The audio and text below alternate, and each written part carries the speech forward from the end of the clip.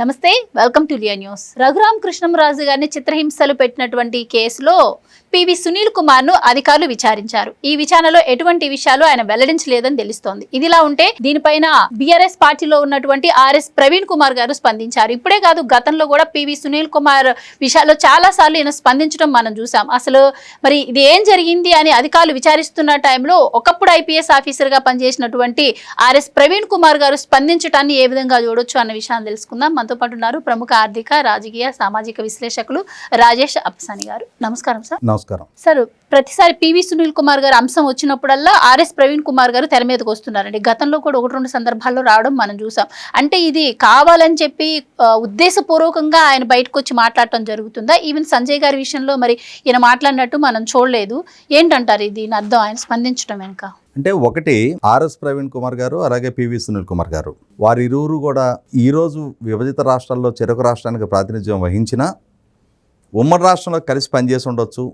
Maybe ఇరువురు బ్యాచ్మేట్లో స్నేహితులు అయితే అయి ఉండొచ్చు. ఆ స్నేహభావంతో ఇవాళ సునీల్ కుమార్ గారికి మద్దతుగా ఆర్ఎస్ ప్రవీణ్ కుమార్ గారు స్పందిస్తూ ఉండొచ్చు. కానీ ఇవాళ ఆ స్పందించే క్రమంలో ఆయన ఏం చెప్తున్నారు, ఐపీఎస్ అధికారులని వేధింపులకు గనక ఇలాగే గురి చేస్తే ఆల్ ఇండియా సర్వీస్ అధికారులు ప్రజల కోణంలో పనిచేయలేరు అని చెప్తున్నారు. ఇక్కడ ఆర్ఎస్ ప్రవీణ్ కుమార్ గారికి, పివి సునీల్ కుమార్ గారికి, అలాగే మీరు ఇందాక ప్రస్తావించినట్టుగా ఏదైనా ఒక కేసులో ఎవరైనా విచారించడం మొదలుపెట్టగానే వాళ్ళ కులాల ప్రస్తావన తీసుకొస్తున్నారు. మరి ఇదే క్రమంలో వీరిరువురు సీనియర్ మోస్ట్ ఐపీఎస్ అధికారులు కదా. అంటే ఇవాళ ఆర్ఎస్ ప్రవీణ్ కుమార్ గారు రాజీనామా చేసి రాజకీయాల్లోకి వచ్చినా ఇవాళ పివి సునీల్ కుమార్ గారు డీజీపీ క్యాడర్లో ఉన్న సీనియర్ మోస్ట్ ఐపీఎస్ అధికారి కదా. వారిరువురు చెప్పాల్సింది వాళ్ళ కెరీర్ మొత్తం మీద కొన్ని వందల వేల కేసులు వీళ్ళు పరిష్కరించుంటారు కదా. అటువంటి కేసుల్లో అరెస్ట్ అయిన అక్యూజ్డ్ని ఆ నేరం కోణంలో ఆలోచించి కేసు విచారించేవాళ్ళ, వాళ్ళ కులం కోణంలో విచారించేవాళ్ళ. ఒక దొంగతనం కేసులో ఒక వ్యక్తిని పోలీసులు అరెస్ట్ చేశారు. అతను దొంగతనం చేశాడని చెప్పి నిర్ధారణ అయినప్పుడు అతను పుట్టిన కులం ప్రాతిపదికగా అతన్ని విచారించకుండా, చట్టం ముందు శిక్షించకుండా, అతని శిక్షకు గురి చేయమని చెప్పని న్యాయస్థానాన్ని అర్థించకుండా అతను పలానా కులంలో పుట్టాడు కాబట్టి ఈ అడిషనల్ ఇమ్యూనిటీ ఏదన్నా వీళ్ళ హయాంలో ప్రసాదించబడిందా? మరి వీళ్ళు పోలీసు అధికారులుగా చట్టాన్ని పరిరక్షించే విధులు వీళ్ళు నిర్వహించినప్పుడు వీళ్ళ ముందుకు తీసుకురాబడిన కేసుల్లో ముద్దాయిలుగానే పరిగణించినప్పుడు ఇవాళ వీళ్ళ మీద కేసు నమోదైనప్పుడు వీళ్ళు అధికార దుర్వినియోగానికి పాల్పడ్డారు అని చెప్పని వీళ్ళ మీద కేసు నమోదు చేయగానే కులం కోణంలో ఎందుకు దాక్కునే ప్రయత్నం చేస్తూ ఉన్నారు? అంటే వీళ్ళు ఒంటి మీద యూనిఫామ్ వేసుకొని వీళ్ళు కేసుల్లో విచారించే సందర్భంలో ఆ కేసులో అరెస్ట్ అయిన వ్యక్తి మైనారిటీ అయినా, షెడ్యూల్ ట్రైబ్ అయినా, బీసీ అయినా, ఎస్సీ అయినా, ఓసీ అయినా సరే అతను మాత్రం కేసులో అక్యూజ్డ్గానే పరిగణిస్తారా? వీళ్ళ దగ్గరకు వచ్చేటప్పటికి మాత్రం వీళ్ళు పుట్టిన కులం ప్రాతిపదికగా వీళ్ళు ఏ అధికార దుర్వినియోగానికి పాల్పడ్డా, వీళ్ళు అధికారాన్ని అడ్డు పెట్టుకొని ఎవరి మీద ఏ అఘాయిత్యాలకు పాల్పడ్డా, వీళ్ళు రూల్ ఆఫ్ లా కట్టుబడకుండా బిజినెస్ రూల్స్ని అతిక్రమించి ఎన్ని ఉల్లంఘనకు పాల్పడ్డా వీళ్ళకి మాత్రం కులం కోణంలో ఇమ్యూనిటీ ఇవ్వాలా? ఏం చెప్పదలుచుకున్నారు ఆర్ఎస్ ప్రవీణ్ కుమార్ గారు? ఇవాళ ఆర్ఎస్ ప్రవీణ్ కుమార్ గారు ఆయన ఉద్యోగ విధులు నిర్వహించే క్రమంలో చాలా సంవత్సరాలుగా ఎస్సీ ఎస్టీ చదువుకునే పేద పిల్లలను ఆదుకోవడం కోసం ఒక ఆర్గనైజేషన్ ఏర్పాటు చేసి చాలామంది పిల్లల్ని చదువుకు ఆయన సహాయం చేయించారు. అంటే ఆర్థికంగా స్థితిమంతులై ఉన్న అధికారుల నుంచి ఫండ్స్ మొబిలైజ్ చేయించి అదే కులాల్లో మెరిటోరియస్ పిల్లలు, ఆర్థికంగా వెనకబడి ఉన్న పిల్లలకి చాలామందికి, నాకు ఎగ్జాక్ట్గా ఆయన ఆర్గనైజేషన్ పేరు గుర్తురాలేదు కానీ చాలామంది పిల్లలకి సహాయం చేశారు. అంటే దళితులు, గిరిజనుల హక్కుల కోసం, వాళ్ళ పిల్లల ఎదుగుదల కోసం ఆయన తోడ్పాటు అందించారు. అదే క్రమంలో ఆయన తన ఉద్యోగానికి రాజీనామా చేసి అటువంటి దళిత ఆకాంక్షలకు అనుగుణంగా పనిచేసిన బీఎస్పీ పార్టీలో జాయిన్ అయ్యారు. బీఎస్పీ పార్టీ రాష్ట్ర శాఖ అధ్యక్షుడిగా ఆయన కొనసాగారు. మరి అటువంటి ఆయన బీఆర్ఎస్ పార్టీలో ఎందుకు జాయిన్ అయ్యారు? కారణం ఏంటి? ఏ ఆదర్శాలు, ఏ సిద్ధాంతాలు బీఆర్ఎస్ పార్టీ వైపు ఆయన డ్రైవ్ చేయించినాయి? దళిత ముఖ్యమంత్రిని చేస్తానని చెప్పని 2014 ఎన్నికలకు ముందు వాగ్దానం చేసి అధికారంలోకి వచ్చిన తర్వాత ఆ వాగ్దానాన్ని తొంగలో దొక్కిన కేసీఆర్ గారి ఫ్యూడలిస్టిక్ మనస్తత్వం ఈయనకు నచ్చి బీఆర్ఎస్ పార్టీలో చేరారా?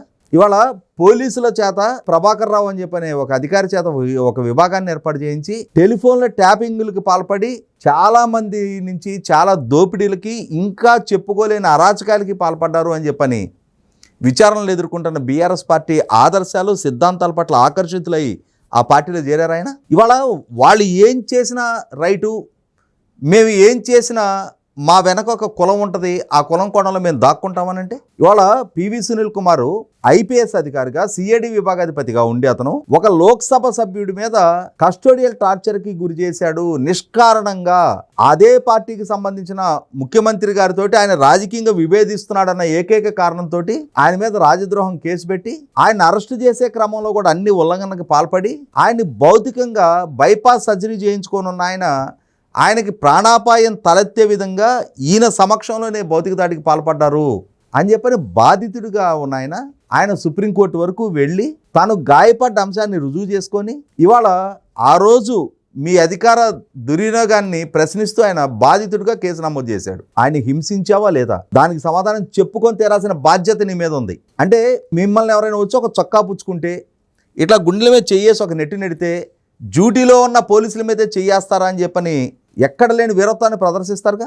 మరి మీకు మాత్రం ప్రజల మీద ఆ రకంగా దాడులు చేసి దౌర్జన్యాలకు పాల్పడే హక్కు ఎవరిచ్చారు? నేరం చేసుంటే ఏదైనా ఒక కేసులో విచారించే క్రమంలో మీరు ఇంట్రాగేషన్లో భాగంగా ఎవరినైనా దండించారంటే అర్థం చేసుకుందాం. ఒక లోక్సభ సభ్యుడు ఆయన ఇంట్లో ఆయన కుటుంబంతో పుట్టినరోజు వేడుకలు చేసుకుంటా ఉన్నాడు. కేవలం రాజకీయంగా ఒకే పార్టీలో అంతర్గతంగా వారి మధ్య తలెత్తిన వైరుధ్యాల కారణంగా వాళ్ళ నాయకుడికి లోక్సభ సభ్యుడికి మధ్య ఐడియాలజీ పరంగా వాళ్ళకి విభేదాలు తలెత్తినాయి. విమర్శలు ప్రతి విమర్శలు నడుస్తూ ఉన్నాయి. ఆ పార్టీ నాయకులు ఆయన విమర్శిస్తూ ఉన్నారు, ఆయన ప్రభుత్వాన్ని విమర్శిస్తూ ఉన్నాడు.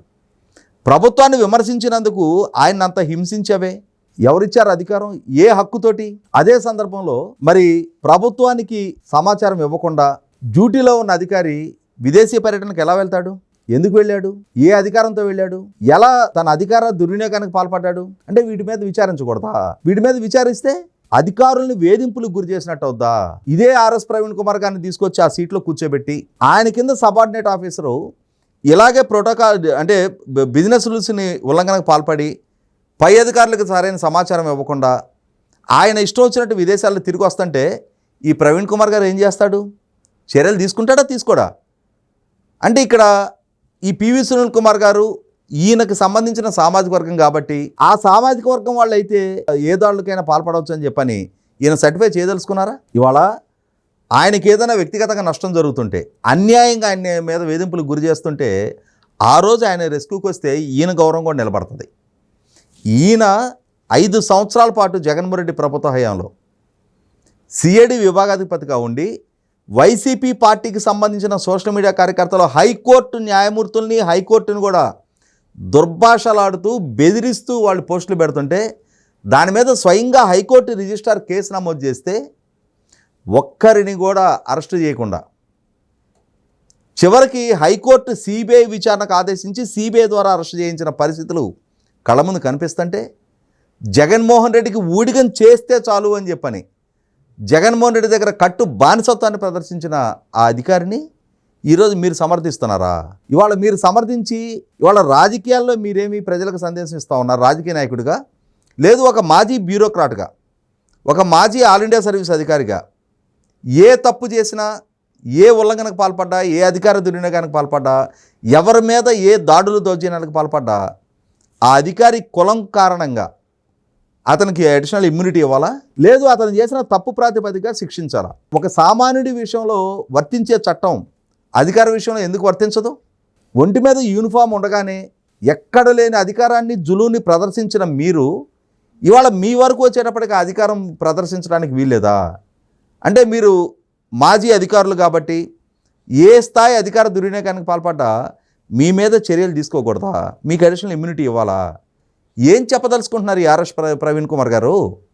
కాబట్టి ఇక్కడ ఆర్ఎస్ ప్రవీణ్ కుమార్ అయినా పివి సునీల్ కుమార్ అయినా ఏ స్థాయి అధికారులైనా సరే ఇదే ఆర్ఎస్ ప్రవీణ్ కుమార్ గారికి మరి జగన్మోహన్ రెడ్డి గారి ప్రభుత్వం నిష్కారణంగా ఏబి వెంకటేశ్వరరావు గారి మీద ఎటువంటి సాక్ష్యాధారాలు లేకుండా ఆయన 5 సంవత్సరాల పాటు విధులకు దూరం చేసిన రోజు మరి మీ సహచార ఐపీఎస్ అధికారేగా, మరి ఆయన విషయంలో ఎందుకు స్పందించలా?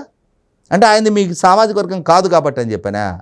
అంటే కులాల ప్రాతిపదిక మీద మీరు వాళ్ళ ఆల్ ఇండియా సర్వీస్ అధికారులకు కూడా మీరు క్లాసిఫై చేసి కేటగరైజేషన్ చేస్తూ వస్తున్నారా? చేస్తే ఆల్ ఇండియా సర్వీస్ అధికారులు ఎవరికి నష్టం జరిగినా, ఎవరికి అన్యాయం జరిగినా స్పందించండి. లేదు అని అంటే మీ రాజకీయ పార్టీ, మీ రాష్ట్రం, మీ రాజకీయం మీరు చూసుకోండి. అంతేగాని తగుదునమ్మా అని చెప్పని మీ ప్రభుత్వంలో ఏ వివక్షలు జరిగినా, మీ పాలకుడు ఎంతగా ప్రజల పౌర హక్కులకి భంగం కలిగించే దుర్మార్గాలకు పాల్పడ్డా వాటి గురించి ఎప్పుడు ఎక్కడ స్పందించరు. వాటి గురించి స్పందించడానికి కూడా కనీసం మాత్రం ప్రయత్నం కూడా చేయరు. కానీ ఆంధ్రప్రదేశ్ రాష్ట్రం అనగానే మాత్రం ఎక్కడ లేని చొరవ, ఎక్కడ లేని మేధావితనం మొత్తం కూడా అక్కడే ప్రదర్శిస్తారా? ఈ డబుల్ స్టాండర్డ్ వ్యవహారం పక్కకు పెట్టండి ప్రవీణ్ కుమార్ గారు. థ్యాంక్ యూ సో మచ్ అండి. నమస్కారం. Please subscribe to Leo news for more videos.